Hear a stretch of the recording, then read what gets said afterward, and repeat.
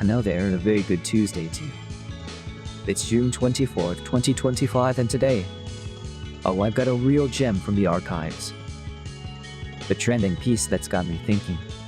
Let's dive into what these clever folks have been cooking up. Alright, so I'm looking at this paper here.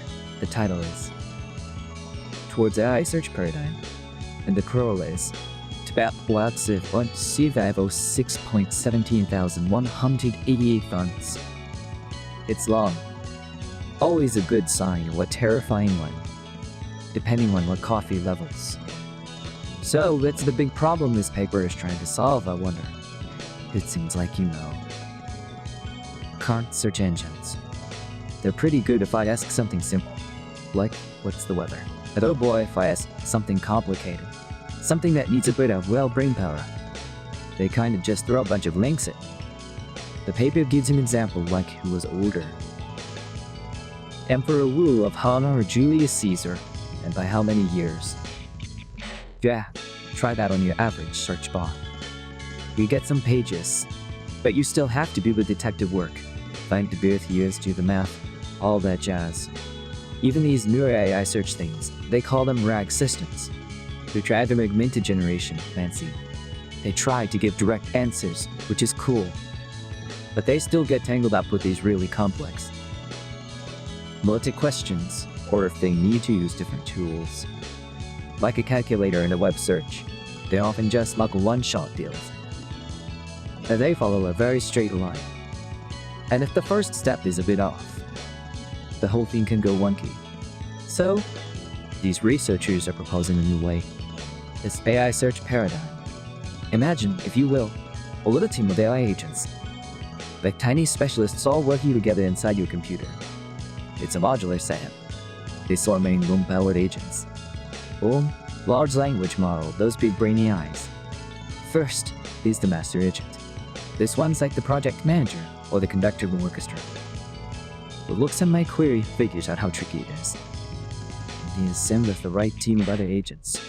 It also keeps an eye on how things are going. And if a task fails, it tells the team to, we think to try again. That's pretty smart. Then for the really complex questions, the master calls in the planner agent. This one's the strategist. It takes my big complicated question and breaks it down into a structured sequence of small and manageable subtasks. They represent this as a direct Z graph or a DAG. Think of it as a super smart to-do list, where some tasks have to be done before others can start. And get this, the planner also picks the right tools for each subtask. From something they call a MAM server's platform, which sounds like a universal adapter for AI tools. Next up is the Executor agent. This is the dirty worker bee. Carries out the simple queries directly. It takes on the individual subtasks defined by the planner.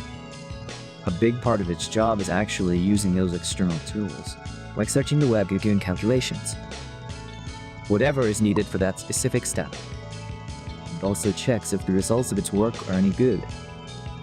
And finally, there is the writer agent. This one's the communicator.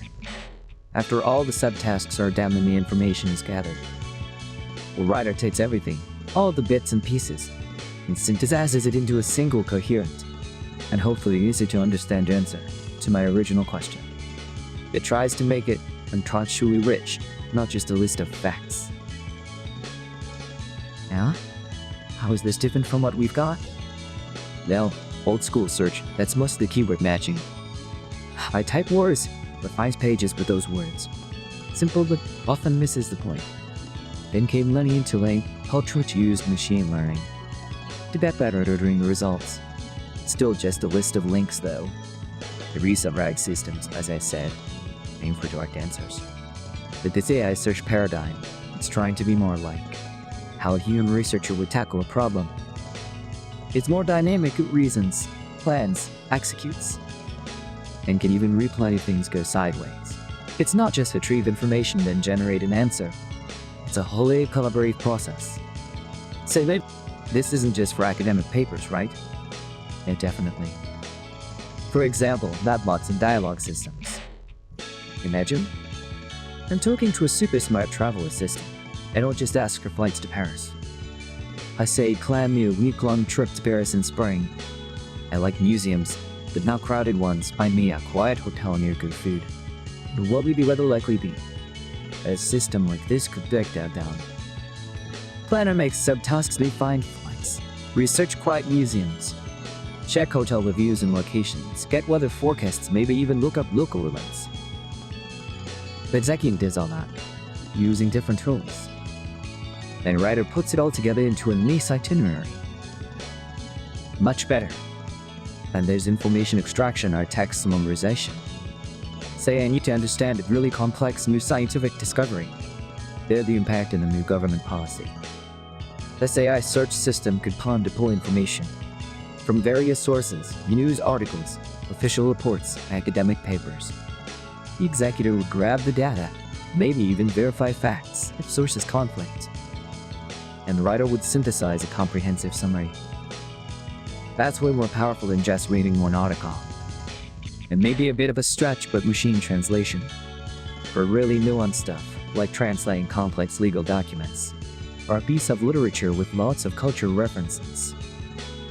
The planner could set up subtasks to look up specific legal terms, or historical context for a phrase, or the meaning of a cultural idiom. The Executor would find that extra info, with a writer, while the translation system could then produce a much richer and more accurate translation. They also talk about some other neat ideas in the paper, like making the descriptions of the AI tools themselves better, so the planner agent can choose the best ones more easily, and using reinforcement learning, which is like teaching by trial and error, to make the planner agent smarter over time. Plus, a whole section on making these big AI models run faster and use less computing power, which they call naming or less generation. That's always important. So yeah, that's the gist of it from what I'm gathering here.